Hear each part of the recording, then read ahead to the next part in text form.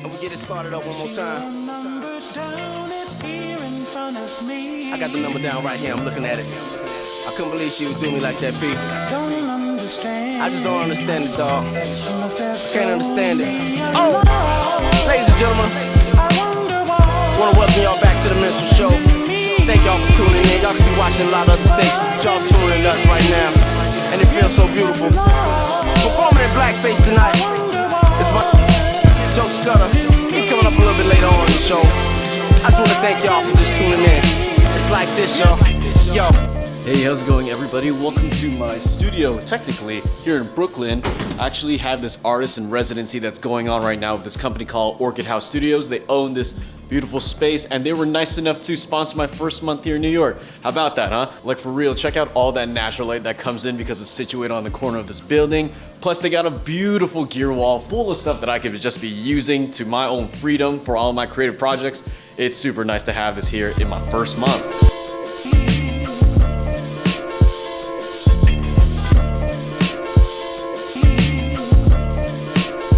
Alright, so at the time of this recording, we're like about 30, actually straight up 30 days of living here so far, and it has been a 10 out of 10 perfect experience. And the reason why it has been perfect, if I'm going to sum it up, is because it just feels like art is imminent everywhere that I go. And the reason why I say it's imminent and not inevitable, which is kind of how I described it at first, is because the artistic inspiration is just nearby. Nothing's gonna happen unless I go out and make something of it. And to drive this point home, in my last video, New York City Through Ground Glass, that was my effort in showing and conveying the honeymoon phase that I'm in right now, especially my first month living in this beautiful city. And in that video, conveying that through music, through the visuals of Ground Glass, which I've always said life looks better through, I thought it was actually a perfect translation of everything that I was thinking and feeling, and it looked like through the comment section and through the feedback that I was getting, that I was successful. And I've been pretty proud of all the videos I've been making here so far, and it would have been a rather difficult challenge to do that kind of stuff anywhere else,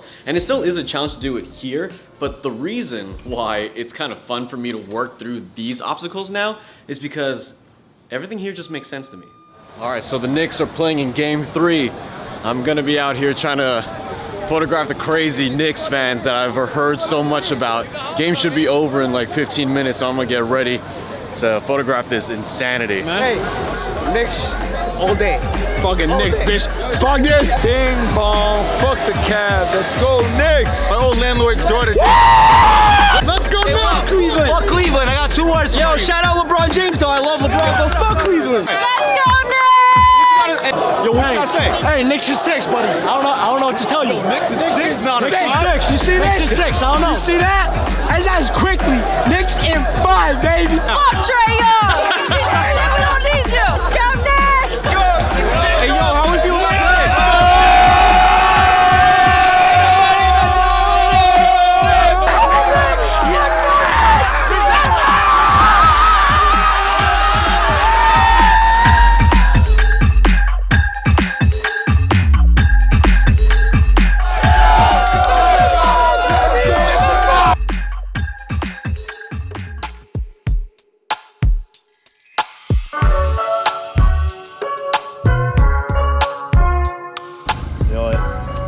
Dedicate this car purchase to my friend Chris Chu, who has recently hit 100K subscribers on YouTube.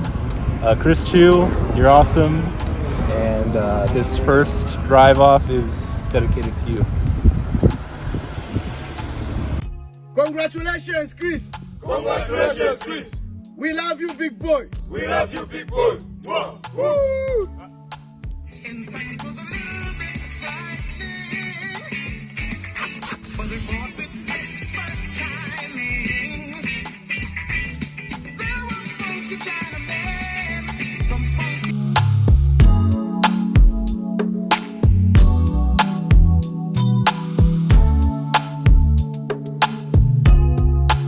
So I just ran into my friend from LA. Oh yes, Gabe hello. Sachs. If you were to describe New York City's energy, what would it be like? Well, first of all, I'm very attached to New York because I grew up here. Every time I'm here, it's like people get stuff done and they have this great energy of like, let's go, let's do stuff. Everyone's up for something. So I love being here. And then Chris and I have just been walking around the West Village and I just forget all these little cafes and the coffee shops, and it's an amazing place and I love it. I love it, I love it. I could live here in 2 seconds again. I don't really know where I want to move towards in this creative direction for this YouTube channel, but half of the battle is I know what I want to move away from, and that's all the reviews, the talking head, the teaching. Definitely don't want to do that anymore, but I think I'm gonna have to take a couple steps back from this channel to reassess creatively on what I want to make for you guys and for myself. But an interesting development I want to share with you is this internal emphasis on reconnecting with my Chinese roots and my culture. I was born here in America, in San Francisco Bay Area. I was born and raised there, but I was extremely fluent in Cantonese Chinese, more so than English when I was a lot younger. But my English stutter led to a lot of bullying and problems in school, so my parents switched up speaking English to me in the home, and English got better. Cantonese got mentally dumbed down, and I never really looked back. A direction that I wanted to head into creatively is to make some stuff about humanity, about people. And there is a part of me that feels like, how could I jump into that creatively for this YouTube channel, for example? How can I jump into those type of humanities if I'm severely lacking in one part of my own humanity, which is my cultural identity? And I'm not saying this to impress that upon you. This is very much my own conviction.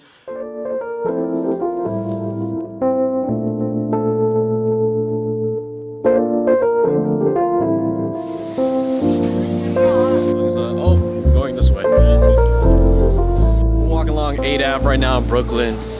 Supposed to be like a little mini Chinatown down here. My Cantonese is so bad, but these guys are guiding me around, taking care of me. Definitely have to get my weight up back in my culture. So this isn't officially a Chinatown. It's just a really densely packed street for this culture. Back at home in San Francisco, I have Clement Street and Irving that are kind of similar to this, but not nearly as dense. So it's really interesting to see these guys kind of like walk around and talk to the vendors and even reminisce about how they kind of sort of grew up in this area. So this is really interesting. No, so this guy right there behind the motorcycle, right? Scooter? That's my dad's seafood, Feng Sai seafood. He don't recognize me sometimes. He's old, he's an elder. This pharmacy used to, Yeah. guys used to buy my hair gel from there. Like, it used to be like, you know, the hair that goes up this way. Oh my. And then I had to gel it to go back. There was one time when it was like, I dyed it red. Did you? Oh, you dyed your hair red, Conway? That's crazy. That's how he met his girl. That's how he met his girl. There's that very famous saying that sometimes to move forward, you gotta move backwards. I know it's very corny, but there's value in that for me right now in this point in my life creatively.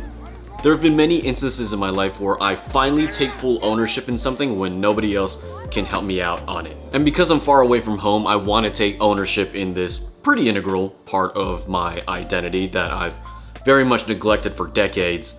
And I think it'll help me with not only connecting with my people, but the heart of what I want to do, because I would like for these future videos to always be a love letter to something and to leave this gigantic void in my heart, I would say, is strange. When you clicked on this video, you probably didn't expect this whole spiel that I just gave you, but all this to say, my new life here in New York City is inspiring me to make a lot of art based off of a lot of things that are just imminent, always approaching me every single day, while simultaneously building a home for myself, or almost like a base away from home, based off of the things that I took for granted. And speaking about building a home, I'm about to put y'all on to Burrow. This company seriously helped me with furnishing my spot against this beautiful exposed brick wall with this couch called the Nomad in leather, and they provided a rug for me called the High Noon. I absolutely love this couch, and leather was perfect for me because if I have guests over, I don't want y'all sitting on some raggedy old couch. I wanted some nice, fine material that was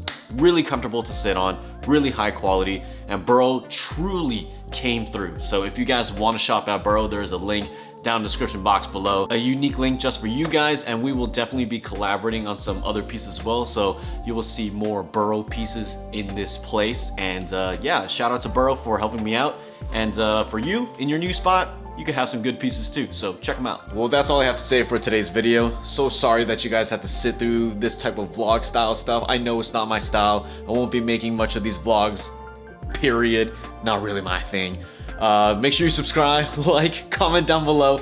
Thank you so much for getting me over that 100,000 subscriber mark. Appreciate all of you, and I'll see you in the next one. Peace.